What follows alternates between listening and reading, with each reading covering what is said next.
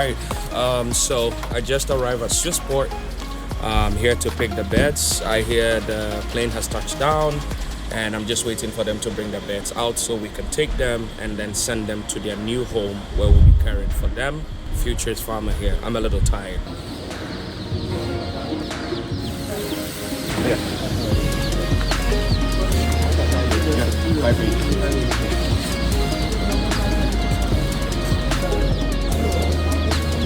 Oh yeah, you are right. You can tell the difference between the white and the brown.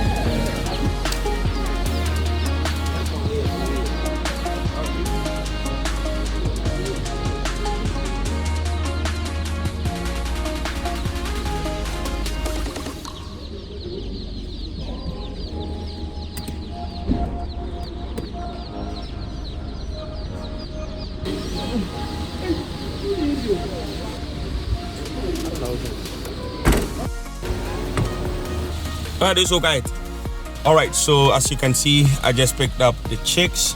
I'm just about to drive off and take them to the farm. Their brooding house is already set and ready. I already showed you that. This is one of the most important parts of your poultry journey. When the chicks arrive and you're transitioning them from where they've just come from into their new home. From here to my farm is about a 45, 1 hour depending on traffic, but I'll keep you posted and I'll see you when we get to the farm. Let's drive.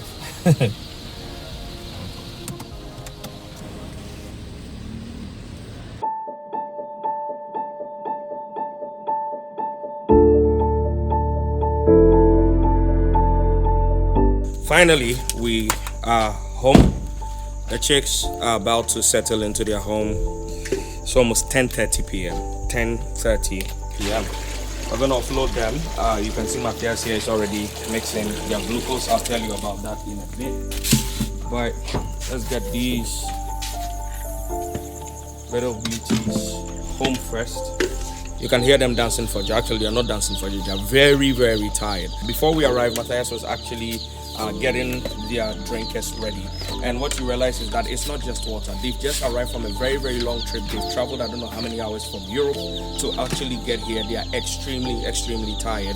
The first thing is water, but you don't just want to give them water only.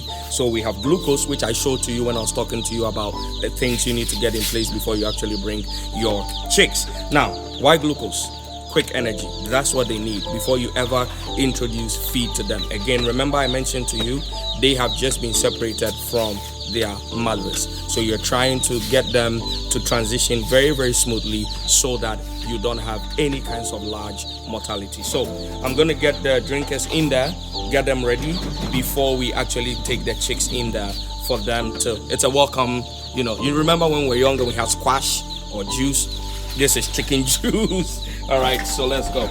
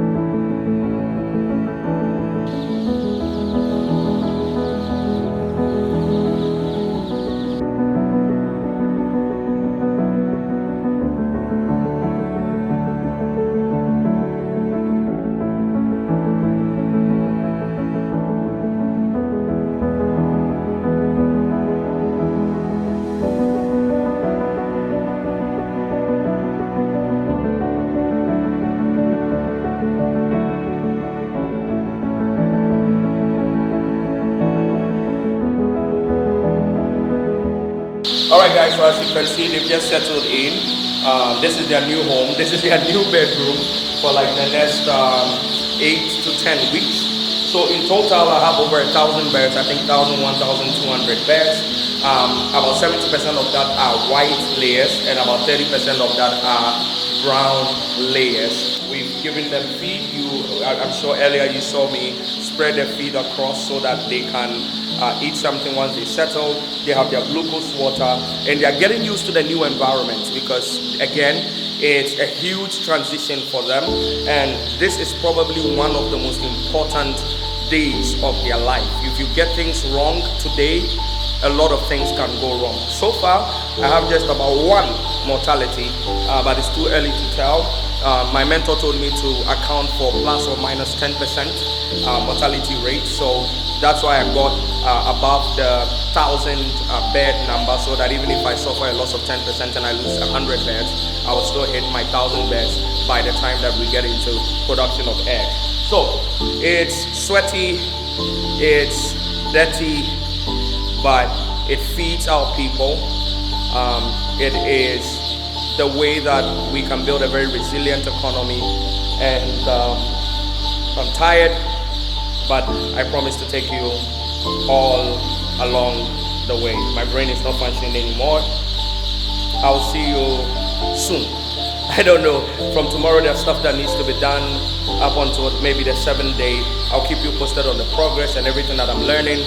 Subscribe to Futurist Farm on Instagram, TikTok, Facebook, and of course YouTube. On YouTube, turn on the post notification. Very, very soon we're going to have very, very exclusive content. Just look at them. I am now a Coco Papa. Just look at my little babies. So cheers everyone. Shalom.